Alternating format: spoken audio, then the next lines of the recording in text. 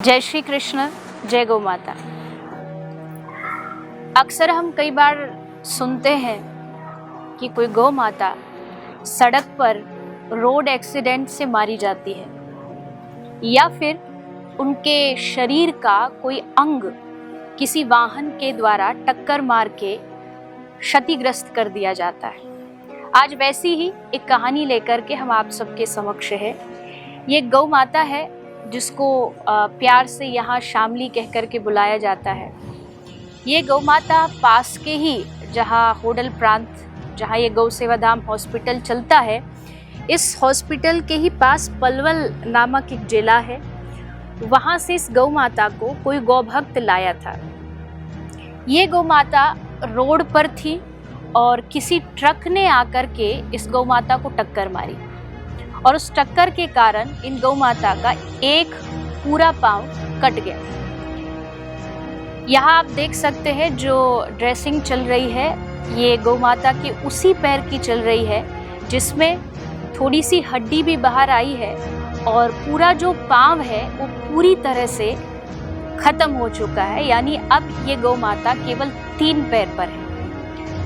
अब क्या होगा, ये गौ माता अब धीरे धीरे 3 पैर पर कैसे चलना चाहिए, कैसे जिया जाता है, वो अपने आप अब इस हॉस्पिटल में रह कर के सीखेगी। क्योंकि मैंने कई बार कहा है कि जो 3 पैर वाली गौ माता होती है, अधिकतर हम प्रयास करते हैं कि उन गौ माता को हमारे इस हॉस्पिटल में ही आजीवन रखा जाए, ताकि वो जब किसी गौशाला में जाती हैं जहाँ 4 पैर वाली गाय हैं, उनके साथ जीना उसके लिए थोड़ा सा मुश्किल हो जाता है।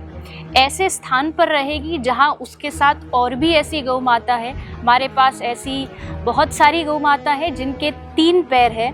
शायद जो पीछे आप देख रहे हैं एक नंदी, इनके भी 3 पैर से ये धीरे धीरे चल रहा है। क्योंकि कहीं ना कहीं जब व्यक्ति के जीवन में भी कोई कष्ट आता है तो वो उस कष्ट के साथ जीना सीख लेता है। ठीक उसी प्रकार गौ माताओं के साथ भी यही होता है। जब गौ माता का कोई एक पैर क्षतिग्रस्त हो जाता है तो धीरे धीरे वो 3 पैर पर जीना सीखती है। इसका जो घाव है वो बहुत गहरा है।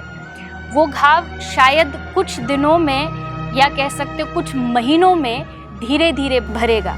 और वैसे भी किसी भी गौ माता या किसी भी जीव को समझाना कि उसकी जो ड्रेसिंग है, पट्टी है, उसको न छेड़े, या फिर एक मानव हो तो आप उसे समझा सकते हो, लेकिन किसी जीव को समझाना बड़ा मुश्किल होता है। किंतु फिर भी हमारे हॉस्पिटल के सभी गौसेवक डॉक्टर्स की जो टीम है, सब मिलके प्रयास करते हैं कि जल्द से जल्द उन गौ माताओं को या गौवंश को या कोई और भी जीव और भी अन्य पशु यहाँ आता है, उन सब की उचित से उचित इलाज किया जाए और जल्द से जल्द उनको ठीक किया जाए। तो हम भी आशा करते हैं ये गौ माता बहुत जल्द ठीक होगी और पहले की भांति आराम से चलते हुए अपना जीवन व्यापन कर सकेगी। मेरा आप सभी से निवेदन है, हम भारतीय संस्कृति में जन्मे हैं और हमारी संस्कृति सबको प्रेम करना सिखाती है।